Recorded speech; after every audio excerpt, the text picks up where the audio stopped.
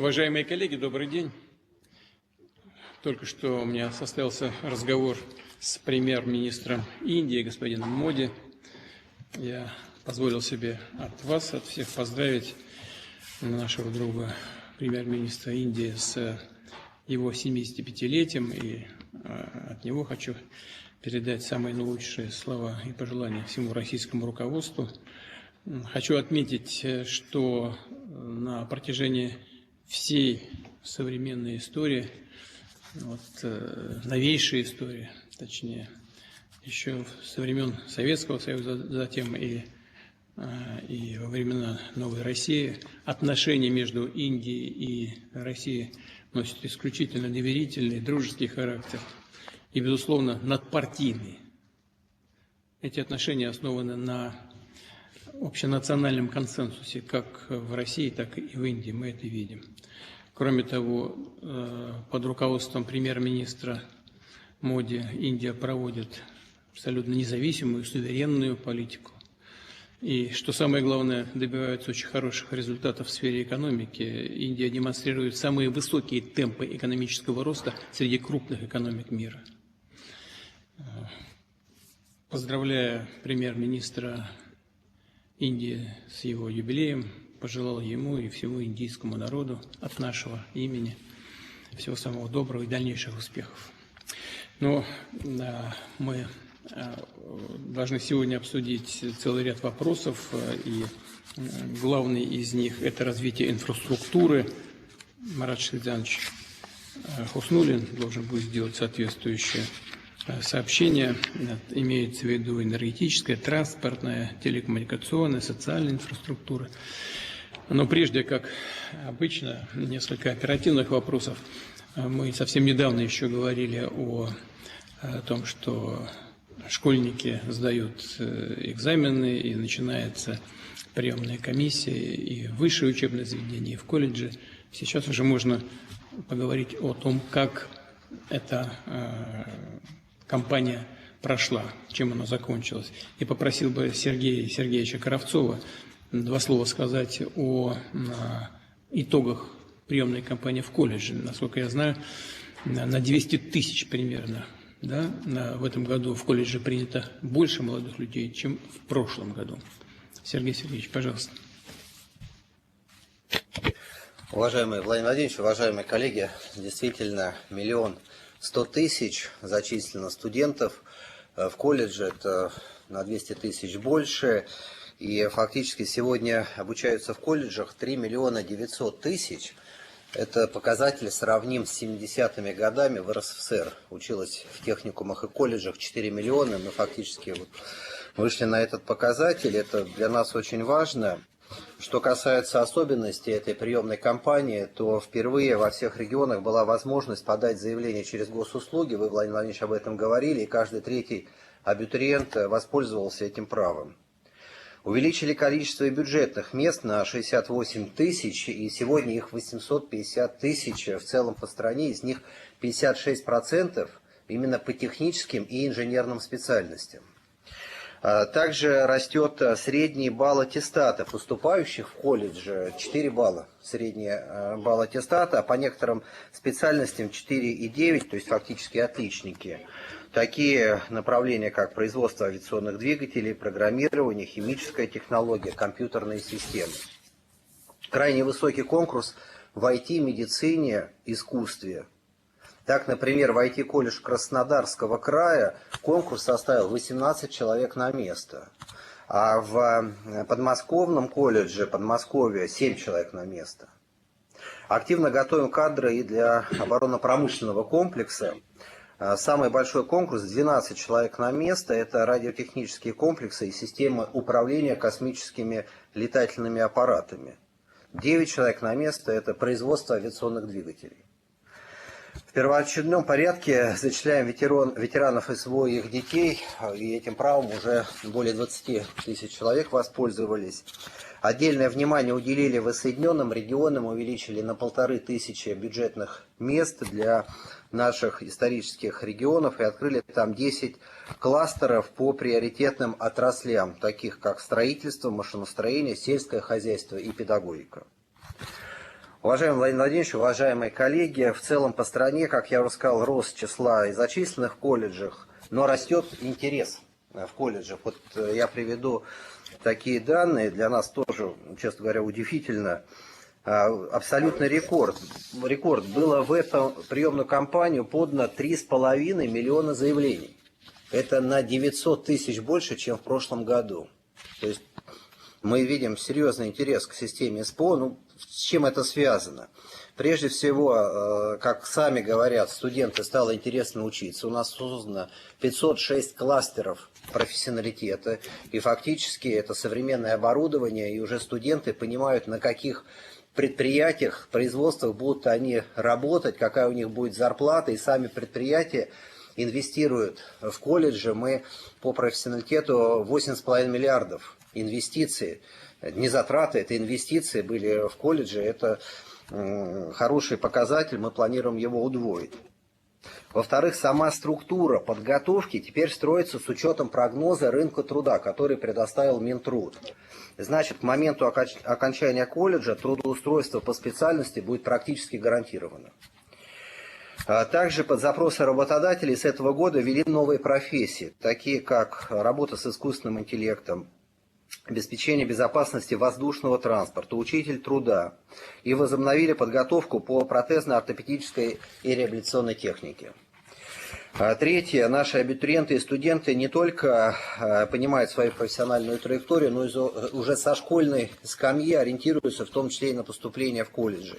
С 6 класса у нас действует система профориентации, задействовано порядка 13,5 тысяч предприятий, и школьники 8-9 классов активно знакомятся и на предприятиях ходят, как вот вы поручали в Челябинске, об этом говорили, так и посещают колледжи. И четвертая причина популярности, на наш взгляд, это чемпионатное движение. Уже 1 миллион участников в этом году охвачено чемпионатным движением. Буквально сегодня в Великом Новгороде стартовал чемпионат высоких технологий по самым передовым отраслям экономики. И по традиции в конце октября, начале ноября для людей с инвалидностью пройдет чемпионат Обилимпикс.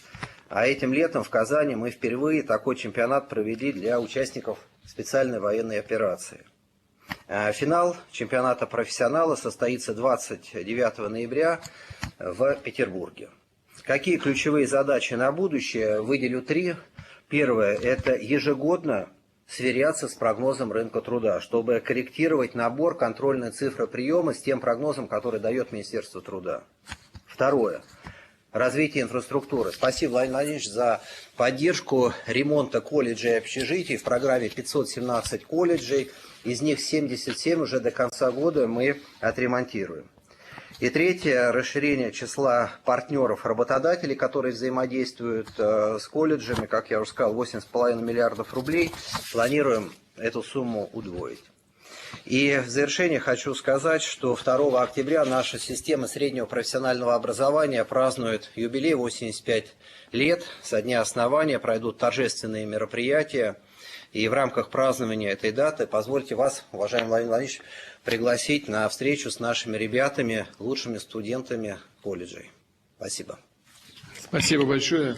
Валерий Николаевич, попросил бы несколько слов сказать об итогах приемной кампании в вузы. И прошу вас прокомментировать, как работает 10% квота для участников СВО и их детей. Уважаемый Владимир Владимирович, уважаемые коллеги, приемная кампания вуза в целом завершилась. В текущем году университетам по всем уровням образования было установлено 619 тысяч бюджетных мест. Большая часть этих мест, как вы поручали, Владимир Владимирович, около 74% распределена в регионы. Следует в первую очередь отметить, что впервые в этом году приоритетным каналом подачи документов стал суперсервис «Поступи в ВУЗ онлайн». В нем появилась возможность подавать в электронном виде заявления в магистратуру и аспирантуру, чего еще в прошлом году не было.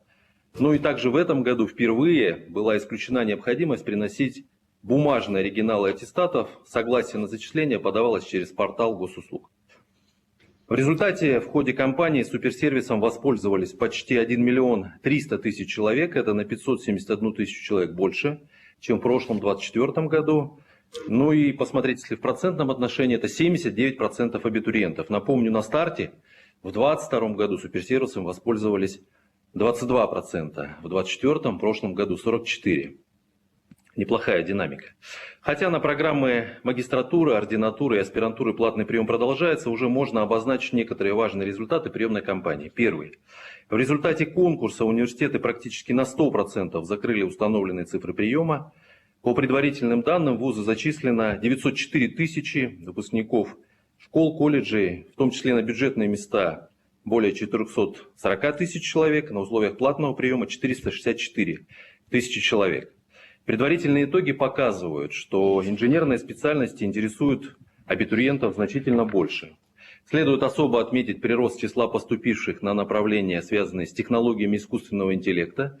С каждым годом мы здесь фиксируем все больше интерес. В этом году в 161 университет поступило 14 058 ребят и девушек. Это, если сравнить с прошлым годом, почти в 2,5 раза больше.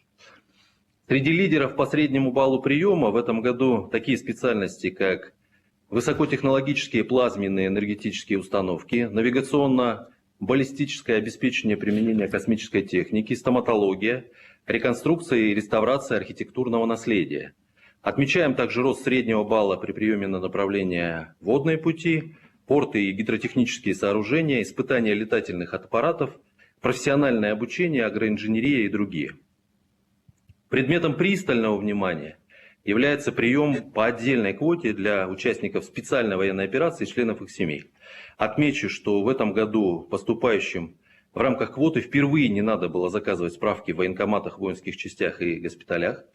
Подтверждение статуса давалось автоматически на едином портале госуслуг. В рамках отдельной квоты, а она составила в этом году 53 800 мест, зачислено 28 700 человек. Это больше прошлогоднего приема на 12 тысяч. Важно, чтобы студенты из этой категории с первых шагов получили ту поддержку и внимание, которое необходимо для их успешной учебы, и мы нацеливаем университеты именно на такую работу. По установленным требованиям вузы уделяют на отдельную квоту не менее 10% бюджетных мест. Вместе с тем, четверть всех университетов установили более высокую квоту, до 20 и даже до 30%. В целом объема квоты хватает, но в ряде ведущих вузов на наиболее востребованные направления количество желающих превысило количество выделенных мест под квоте. И в текущую кампанию мы с этой проблемой справились, что называется, в ручном режиме. На 2026 год разработали, обсуждаем, предложим системное решение в интересах абитуриентов. Далее.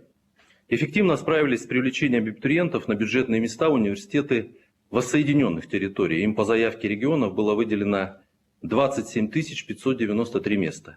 И они полностью закрыты. Интеграция вузов в единое образовательное пространство продолжается и в целом идет успешно. Но об этом свидетельствует в том числе, что университеты впервые в эту приемную кампанию работали через суперсервис и портал госуслуг. Добавлю, что для абитуриентов из приграничных районов Брянской, Курской и Белгородской областей были также установлены особые условия поступления. Они могли поступать как по результатам ЕГЭ, так и через единое собеседование в вузы по их выбору. План бюджетного приема университетами данных регионов выполнен. Кстати, подчеркну, что мы оказали этим вузам к новому учебному году дополнительную финансовую поддержку, учитывая их особую ситуацию. Позитивные изменения происходят в целевом приеме. Напомню, с 2024 года заказчики целевого обучения размещают предложения о заключении договоров на единой цифровой платформе «Работа в России». В этом году на конкурсе для будущих целевиков учитывалось их участие в профориентационных мероприятиях, организованных будущими работодателями. На условиях целевого договора с работодателями на данный момент зачислено 44,5 тысячи человек. Это 44,5% от выделенной целевой квоты. Напомню, что в прошлом году было несколько меньше, 38%. Значительно более высокое заполнение квоты фиксируем по медицинским специальностям, почти 79%, и по сельскохозяйственным специальностям, 62,1%. Зачисление целевиков продолжается. Ну и в завершении, уважаемый Владимир Владимирович, уважаемые коллеги, российское высшее образование наращивает свою привлекательность для абитуриентов из-за рубежа. Квота правительства России на обучение иностранцев за счет бюджета будет заполнена полностью на 30 тысяч мест. На данный момент подано свыше 80 тысяч заявок. Кроме того, сверх квоты на конкурсных условиях на бюджетной, на платной основе уже зачислено более 66 тысяч иностранцев и соотечественников. Прием продолжается. Мы последовательно движемся к достижению поставленной вами цели довести число иностранных студентов российских университетов до 500 тысяч к 2030 году. Доклад окончен. Благодарю за внимание. Спасибо большое. Валерий Николаевич упомянул и о росте интереса к медицинским специальностям. У нас в этом году для медицинских колледжей и вузов была увеличена бюджетная квота на 10 тысяч человек. Михаил Андреевич, как это сработало? Глубоко уважаемый Владимир Владимирович, глубоко уважаемые коллеги, выполняя ваши поручения, у нас ежегодно наращиваются контрольные цифры приема, и за 5 лет по медицинским программам специалитета, по врачебным, мы прием увеличили на 27%. Высшее учебное заведение Минздрава было подано 415 тысяч заявлений, что на 20% больше по сравнению с 2024 годом. И конкурс составил в среднем по нашим вузам 15 человек на место. Очень высокий, в нашу специальность стремятся и хотят прийти. Всего на программы специалитета в этом году принято 50 тысяч человек, и они уже приступили к образованию сейчас. Учитывая запрос регионов и граждан на узких специалистов, ну, как мы их так называем, это специалисты различных профилей, специализирующие там, на лор-болезнях, на гастроэнтерологии и многие другие, кардиологии, наращиваем мы прием по программам ординатуры. За 5 лет этот рост составил 43%. И в ординатуру вузов в этом году подано 54 тысячи заявлений, причем конкурс тоже растет, и он составил в этом году 3 человека на место. И туда зачисляются только люди, которые проявили себя не только в учебе, но и в активной социальной жизни, и, соответственно, рекомендовали как лидеры во время прохождения учебы.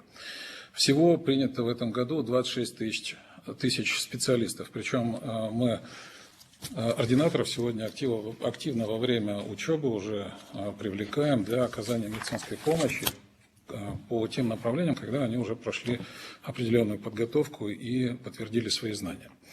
Также, уважаемый Владимир Владимирович, по вашему поручению совместно с регионами мы наращивали и продолжаем увеличивать набор по программам среднего специального медицинского образования. За 5 лет число мест в медколледжах выросло на 60%, а только за последний год вы давали нам поручение 10%, ну, получилось вот по факту уже сегодня 13%, потому что потребность в средних медицинских работниках высокая. Конкурс на данное направление тоже высокий, 3 человека на место. И хотя прием в колледже еще пока продолжается, но тем не менее хочу отметить, что уже 130 тысяч ребят мы зачислили, мы их очень ждем, в них действительно есть высокая потребность.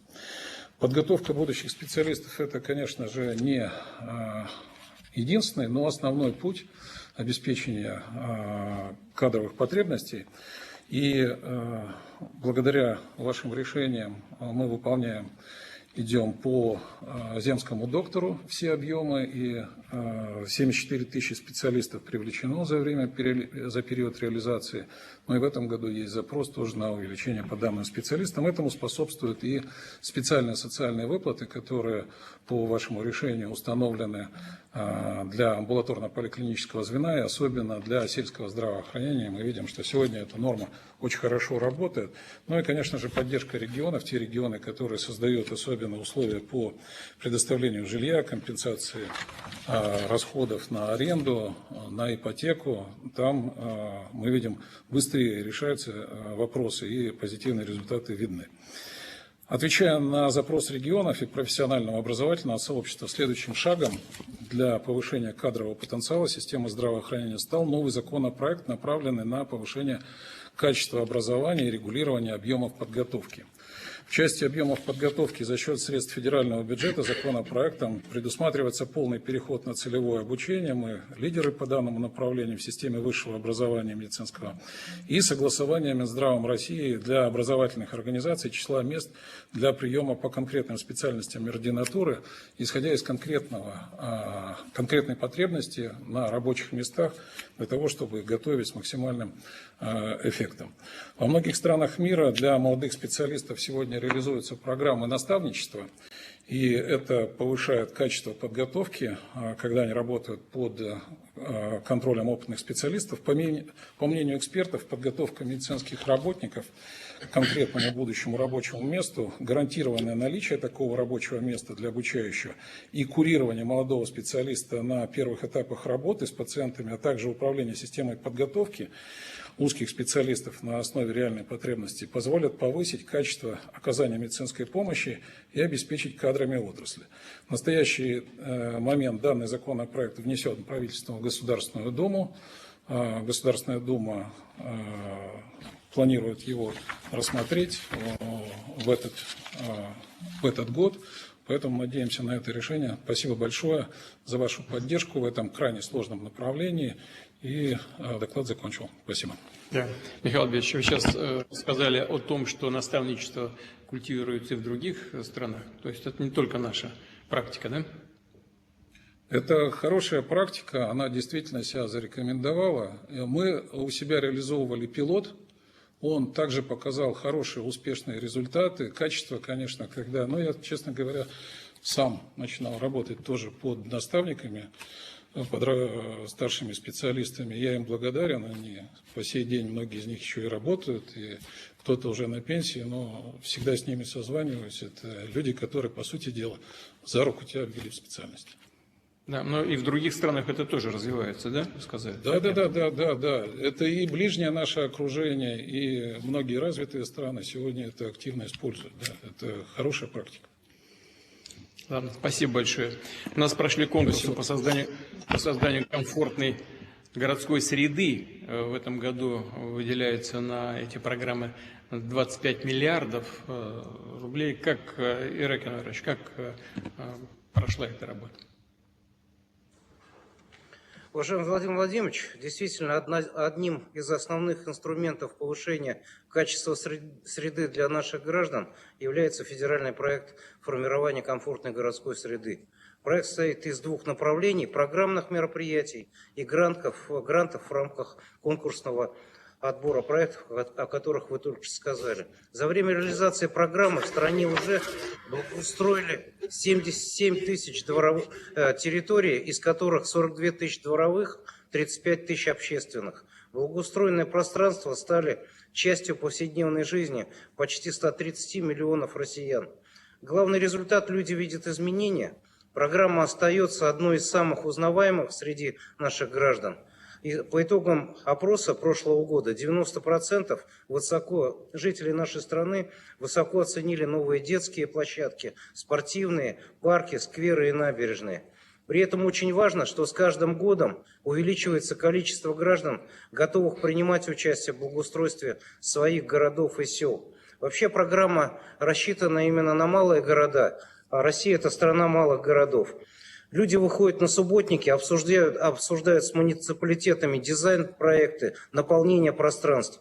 В целом, в рамках федерального проекта именно выборы и участие людей стали приоритетом. В этом году проведено 5-е всероссийское голосование. Почти 17 миллионов человек отдали свой голос, а это каждый 8-й житель нашей страны старше 14 лет. Хотел бы поблагодарить партию «Единая Россия» за вклад в организацию голосования, постоянное внимание к программе и вовлечение граждан в реализацию национального проекта «Инфраструктура для жизни». Масштабным элементом федерального проекта является всероссийский конкурс по выбору проектов благоустройства. В рамках исполнения ваших поручений, Владимир Владимирович, финансирование конкурса увеличено в 5 раз до 25 миллиардов рублей и продлено до 30 года. Дальний Восток получил отдельный конкурс. Также с этого года правительством расширены возможности участия в конкурсе для регионов, и здесь допускаются теперь города с численностью населения до 300 тысяч. Включены села и поселка, являющиеся опорными населенными пунктами. Изменение параметров программы позволило участвовать и административным центрам регионов. Так, например, впервые была подана заявка от города Тамбова. Участником и победителем конкурса стал проект обновления прибрежной территории реки Студенец, который будет приурочен к юбилею города. С учетом всех изменений, география конкурса в этом году увеличилась почти в 2 раза. В конкурс включены все регионы от Калининграда до Камчатки. В этом году провели 10-й всероссийский и 4-й конкурс дальневосточных регионов. Как вы уже отметили, 294 проекта стали победителями. С начала реализации 924 населенных пункта страны стали победителями. Выбрано 1609 проектов. Это 679 парков, 301 набережная, 262 площади, 367 улиц и пешеходных зон. Уже реализовано 934 проекта, в том числе в опорных населенных пунктах 833. Создано 27 тысяч рабочих мест, появились 6 тысяч объектов коммерческой недвижимости. Общая площадь благоустройства по конкурсным только проектам составила 75 миллионов квадратных метров. Причем каждый квадратный метр этой территории тщательно продуман и имеет четкое функциональное назначение. Появились пространства, которые олицетворяют патриотизм нашего народа и гордость за нашу страну. Например, в Кирове обустраивается парк, приуроченный к 650-летию города. Многие объекты благоустройства подготовлены к 80-й годовщине Великой Победы. Например, в Брянской области появилось 19 памятных мест. Село Журиничи, вот только что посещал, обустроен мемориал, посвященный победе и сквер партизанской славы. В городе Стародуб по конкурсу реконструирован парк «40 лет Победы». Появляются и парки, посвященные специальной военной операции. В честь ее участников и героев в Мелитополе, Запорожской области создается парк, который по конкурсу был выигран. В Свирске, Иркутской области благоустроен сквер. В городе Кяхта, Республики Бурятия, мемориал памяти погибшим участникам специальной военной операции. Воссоединенные регионы уже в 3-й раз участвуют в конкурсе. В этом году всего было подано 8 заявок, победили 34 проекта и 15 из них в этом году. На сегодня в новых регионах уже 3 парка завершили. Луганская Народная Республика – это парк трудовой славы в Стаханове и парк «Молодая гвардия» в Краснодоне. В Приморске, Запорожской области благоустроен парк «Юбилейный». Участники 10-го Всероссийского форума развития малых городов и исторических поселений предложили во время встречи председателю правительства Михаилу Владимировичу Мишустину выделить Донецкую и Луганскую народные республики, Запорожскую и Херсонскую область в отдельную номинацию, так же, как это сделано по Дальнему Востоку. Мы сейчас прорабатываем этот вопрос. Молодежный состав, а у нас сейчас молодежный состав форума уже 2-й год, предложили реализовать проект интерактивной карты героев. Отрадно видеть искреннюю вовлеченность молодого поколения в вопросы исторической памяти. Федеральный проект вышел на новый уровень. Конкурс позволяет развиваться не только известным и популярным направлениям туристическим, таким как Коломна и Суздаль, но и обеспечил возрождение таких малых городов, как Сысерть Свердловской области, Рыбинской и Ярославской области. Например, в Рыбинске с 2018 года туристический поток был увеличен в 10 раз, что стало возможным в том числе и благодаря реализации большого конкурсного проекта «Бульвар реки Черемуха». Сегодня вопросы благоустройства рассматриваются как стратегический инструмент развития всего региона, а общий синергетический эффект достигается за счет того, что синхронизация идет со всеми механизмами в рамках национального проекта «Инфраструктура для жизни». Владимир Владимирович, в целом залог успеха – это колоссальная работа региональных команд, муниципалитетов, проектировщиков, подрядных организаций, представителей бизнеса и, самое главное, жителей. Продолжим работу также в этом режиме на благо наших граждан. Доклад завершил. Спасибо за внимание. Спасибо, Игорь Иванович. Конечно, мешать работать людям не нужно в рамках этих программ. Инициатива от граждан там исходит, и это очень хорошо, но контроль за тем, как расходуются эти 25 миллиардов рублей, все-таки должен быть налажен, поэтому я вас прошу внимательно за этим смотреть и сделать все для того, чтобы максимального результата мы добивались в ходе этой работы совместно с регионами и с гражданами. Спасибо. Есть, Владимир Владимирович. Михаил Михайлович, я знаю, что Народный фронт закончил в целом работу с обращением граждан в адрес программы «Итоги года», так называемой прямой линии. Что могли бы сказать по результатам этой работы?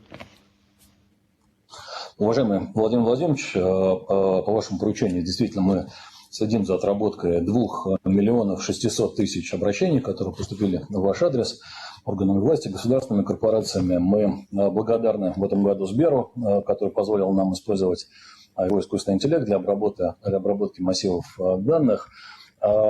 Мы прозваниваем граждан, чьи обращения в итоге отмечены органами власти как решенные. Сейчас 46% таких граждан подтверждают, что они удовлетворены теми ответами, теми решениями, которые им предоставлены. Это на 5% больше, чем в прошлом году. То есть динамика у нас положительная. Лучшие регионы – это Тульская, Кемеровская, Челябинская, Ростовская области. Нужно активизировать работу Дагестану, Брянской, Ивановской, Ярославской, Калмыкии и Бурятии. Из федеральных органов лучше всего отрабатывают Минвостокразвитие, Федеральная служба приставов, Социальный фонд, Минкультура. И нужно обратить внимание Центробанку, Минцифры и налоговой службе. Из компаний, надо сказать спасибо, здесь Почта России, Аэрофлоту, ВТБ, Дому РФ, Россетям, они максимально внимательно отнеслись к каждому обращению. Что больше всего волнует граждан? Первое обращение раненых бойцов специальной военной операции, членов их семей. Родные участников спецоперации отмечают, что одной бесплатной поездки в госпиталь к раненому бойцу, который проходит многомесячное лечение в другом регионе, недостаточно. Приезжая в госпиталь, родственники помогают и ему, и его соседям по палате. Мы предлагаем правительству рассмотреть возможность предоставления дополнительных поездок членам семьи к месту лечения в случае, если боец находится там больше полугода на излечении, такие случаи есть, или порекомендовать регионам найти возможность для проживания таких родственников, бесплатного проживания, для того, чтобы не ездить из других субъектов за свой счет. Также в госпиталях есть потребность помощи персонала в части санитарно-гигиенических услуг бойцов. Мы видим готовность большого количества некоммерческих организаций, волонтеров оказывать услуги. Ну, например, парикмахеры готовы уезжать в госпиталь, безвозмездно стричь ребят. Предлагаем Минобороны с Минздравом проработать организацию таких санитарно-бытовых услуг с привлечением аккредитованных некоммерческих организаций. Второе. Обращение инвалидов по вопросам технических средств реабилитации. Сохраняется проблема с зачислением средств на электронный сертификат. Они иногда достигают 2-3 месяцев, а это особенно актуально для ТСРов ежедневного использования. К ним относятся пеленки, подгузники. Предлагаем установить предельный срок здесь для зачисления средств, и тогда, мне кажется, проблема уйдет. Люди будут понимать, когда они точно получат средства на электронный сертификат. Есть также жалобы, что сумма электронного сертификата не покрывает всю стоимость протезов. Людям приходится доплачивать. Мы в диалоге с Минтруда по этому поводу. У них эта сумма, стоимость определяется по цене их оптовой закупки, а розничная иногда отличается. Предлагаем отрегулировать именно процедуру определения этой цены, и тогда есть ощущение, что проблема уйдет. Ну и также у нас есть, мы фиксируем, и это большое количество обращений, была проблема с получением ТСРов в Херсонской области. Там действительно просто именно сама электронная процедура отоваривания этих сертификатов затруднена. Можно просто на нее обратить дополнительное внимание, и правительство Херсонской области, и Минтруду, и она уйдет. Обращение пациентов со сложными заболеваниями. Мы с Михаилом Борисовичем тоже это обсуждали. Есть родители детишек с диабетом первого типа.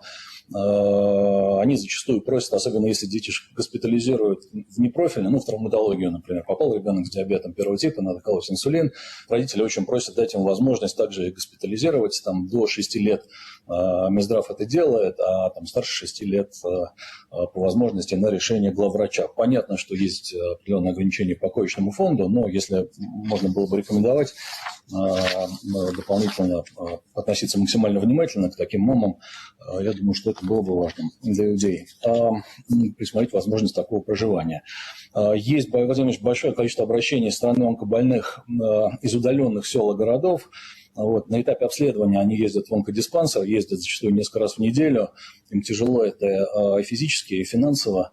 Может быть, нам посмотреть над возможностью выделения регионами номерного фонда для иногородних граждан с возможностью прохождения обследования в течение нескольких дней. А такой опыт был в советские годы. В пенсионатах предоставляли больным возможность проживания, потому что там КТ, другие исследования, они в один день не укладываются, надо возвращаться домой или снимать гостиницу. Обращения от родителей учеников. У нас есть обращения, связанные с тем, что у нас по нормативам, когда нет асфальтированной дороги, там не может ходить школьный автобус. Есть сельские дороги, которые только в будущем будут заасфальтированы. Там зачастую компании доставки возят своих сотрудников, а детей по нормативу возить не можем. Если к этому отнестись, уверен, можно найти какое-то решение для того, чтобы детишек можно было бы довозить и, соответственно, такие маршруты прокладывать. Есть проблема, мы с Минпросвещения тоже ее обсуждали с Сергеем Сергеевичем. Граждане жалуются на ограничение доступа к уличным спортобъектам. Понятно, что это в том числе при школах. Чудесные стадионы строятся в большом количестве, они зачастую стоят закрытые, потому что нет возможности внешнего доступа к ним. Понятно, что там есть вопросы безопасности, они очень серьезные. Сергей Сергеевич сказал, что он прорабатывается с комиссией Госсовета. Это, но особенно для тех районов, где нет альтернативной спортивной инфраструктуры, люди очень просят возможность воспользоваться таким стадионом. Поэтому точно здесь можно найти какое-то решение, безопасный город, камеры, для того, чтобы людям здесь помочь. Обращение от многодетных семей. Владимир Владимирович, вы много уделяете внимания семицентричности. Сохраняется у нас пока проблема получения удостоверений многодетных семей с разной пропиской, из разных субъектов. Я знаю, что были рекомендации со стороны Минтруда в регионы, но опять эти вопросы и поступали на вашу прямую линию, и продолжается проблема. Там просто можно, может быть, проактивную позицию просто занять, и действительно там у нас Минцифра, госуслуги, можно было бы выдавать эти удостоверения и уже не собирать такое количество документов из разных субъектов федерации. Уважаемый Владимир, вы недавно давали поручение по расширению программы дальневосточной и арктической ипотеки на Дальнем Востоке, а у нас было много обращений по этой теме, что банки начинают устанавливать повышенные требования для получения арктической. Например, иногда сумму первоначального платежа поднимают до 50%. Это очень важно. Хотели бы обратить внимание Центробанка и правительства, чтобы при расширении арктической ипотеки там не было этих дополнительных ограничений. И самое последнее. Мы всегда смотрим на те недострои, которые переходят из года в год. Ваши люди обращаются на вашу прямую линию. У нас есть ФОК в городе Шарья, многострадальный, в Костромской области, дворец культуры «Шахтер» в Нелидово, в Тверской, и областная клиническая больница в Орловской. Это в прошлом году были обращения, поручения давали. Хотели бы порекомендовать субъектам мобилизоваться и достроить их, потому что люди регулярно из года в год очень ждут эти спортивные объекты. Владимир Владимирович, мы взаимодействуем и с правительством, и с регионами, все эти проблемы передаем, будем дальше осуществлять эту работу. Большое спасибо. Доклад закончен. Рекомендации регионов – это хорошо, но, судя по всему, им нужно помочь. Надо с коллегами поработать отдельно.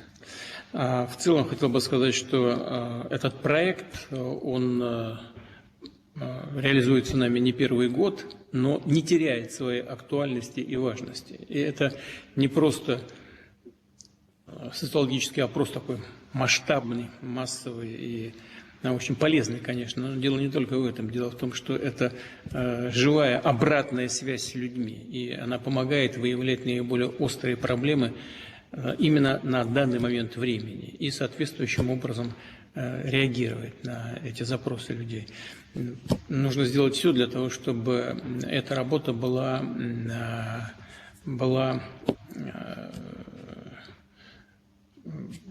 максимально разбюрократизирована и проводилась бы вживую, так как Народный фронт это делает в последние годы, чтобы все запросы людей, как бы много их не было, были в работе на протяжении многих месяцев, практически целый год мы это делаем. Я попросил так дальше выстраивать эту работу. И с учетом актуальности этого проекта прошу и администрацию, и коллег из правительства Российской Федерации провести подготовку к очередной прямой линии. Думаю, что никто не будет спорить с тем, что такая работа является полезной и востребованной, своевременной. Очень рассчитываю на вашу помощь и поддержку. Спасибо большое. Мы перейдем к основному вопросу. Марат Сергеевич, пожалуйста, прошу вас о развитии инфраструктуры. Уважаемый Владимир Владимирович, в исполнении вашего указа, которым определены национальные цели и обеспечены приоритеты устойчивого экономического и социального роста, правительством утверждена стратегия пространственного развития Российской Федерации до 30 года с прогнозом до 36 года. Стратегия призвана максимально вовлечь пространство страны в достижение национальных целей с учетом необходимости эффективного использования имеющихся бюджетных и внебюджетных ресурсов, их концентрация на достижении приоритета пространственного развития, обеспечении максимальной загрузки существующих объектов инфраструктуры и создания новой. Приоритеты определены в стратегии, учитывая воссоединенные регионы, развитие Дальнего Востока, Арктической зоны, в том числе Северно-морского пути и обеспечивающей его инфраструктуру. Переориентация пассажира грузопотока на Восток и Азию, повышение мобильности населения, транспортной связанности и развитие туризма. Особое внимание в стратегии уделено развитию агломераций и опорных населенных пунктов. Ключевым инструментом реализации стратегии является утвержденный правительством по вашему поручению комплексный план развития транспортной, энергетической, телекоммуникационной, социальной и иной инфраструктуры на период до 1936 года. Он формирует сбалансированную систему создания объектов, учитывающую потребности регионов и их жителей, а также приоритеты социально-экономического развития и ключевые задачи нацпроекта «Инфраструктура для жизни». Кроме того, реализация плана увязана с достижением целого ряда национальных целей. План станет одним из основных механизмов повышения качества среды для жизни в опорных населенных пунктах. Для его формирования использована схема территориального планирования Российской Федерации в области энергетики, транспорта, трубопроводного транспорта, высшего образования, здравоохранения, разработанная с использованием единой цифровой картографической основы. В комплексный документ включено около 300 наиболее масштабных и стратегически важных инфраструктурных проектов, предусмотренных отраслевыми федеральными стратегиями и национальными проектами. План охватывает широкий перечень объектов, прямо влияющих на качество жизни наших граждан. Объекты транспорта – это более 4000 километров железных дорог, 60 аэропортов, 18 морских портов, строительство более 2,2 тысяч километров автомобильных дорог. Буквально на днях мы рассмотрели на стратегической сессии Михаила Владимировича Мишустина план развития скоростного движения, который также погружен в этот общий план. В этом плане ответственно занимается Минтранс, РЖД, крупные наши транспортные компании. Также учтено строительство газопроводов и создание энергетической инфраструктуры. Это атомные, конденсационные, тепловые, солнечные электростанции, ветроэлектрические станции, линии электропередачи сверхвысокого напряжения. Все вместе дают почти 20 тысяч мегаватт новых мощностей, что очень важно для дальнейшего развития страны, особенно для Дальнего Востока. Этой частью плана занимается Минэнерго совместно с Россетями, Росгидро и, конечно же, Газпромом. Также в плане предусмотрено 28 кампусов высшего образования, из которых 13 уже строятся. Вы хорошо знаете эту программу, Владимир Владимирович, постоянно каждый регион обращается, все больше и больше количество кампусов добавляется, и они также учтены с учетом общей системы образования, координируется эта работа Минобром. Высокологичные объекты здравоохранения учтены. Почти на 16 тысяч мест. Около 20 тысяч километров магистральных оптиковолоконных линий связи. Это координируется Минцифрой и нашими крупными компаниями. Финансовое обеспечение создания объектов инфраструктуры предусматривается в рамках утвержденных 5-летней программы строительства и 6-летнего плана дорожной деятельности. За это хочу отдельно сказать спасибо. Мы на 5-6 лет понимаем все, что мы будем строить, и все эти объекты там учтены. Эти все объекты сегодня подкреплены финансированием, все это согласовано с Минфином. Мы реализуем это как живой механизм. Это у нас и строящиеся объекты, и планируемые в ближайшие годы к строительству. Документ будет регулярно актуализироваться, исходя из текущих потребностей жителей страны, приоритетов социально-экономического развития регионов, программ развития опорных населенных пунктов и утверждаемых программ строительства инфраструктуры на федеральном и региональном уровне.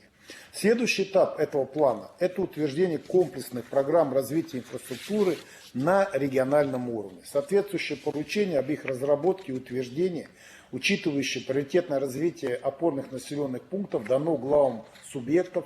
Совместно с администрацией мы активно этим занимаемся. Ряд регионов уже по всем опорным пунктам составили подробные планы реализации, где учтены объекты федерального уровня, и региональные, и муниципальные, и даже включая объекты благоустройства, то, что сейчас говорил министр. Со всеми регионами подписаны Минстроем меморандумы о повышении качества среды для жизни в опорных населенных пунктах. Завершается разработка соответствующих программ развития. Мы к 2030 году должны подняться на 30%. Это непростая комплексная задача, но мы ей серьезно занимаемся. Объекты, включенные в комплексный план и разрабатываемые региональные программы, будут в обязательном порядке отражаться в мастер-планах развития агломераций и опорных населенных пунктов. Мониторинг и актуализация документа, отображение объектов от проекта по созданию до введения объекта в эксплуатацию будут обеспечиваться с использованием единой электронной картографической основы в национальной системе пространственных данных. Использование информационных систем позволит жителям страны знать о мероприятиях, реализуемых правительством и регионами по строительству инфраструктуры, повысит мобильность, повысит инвестиционную привлекательность регионов.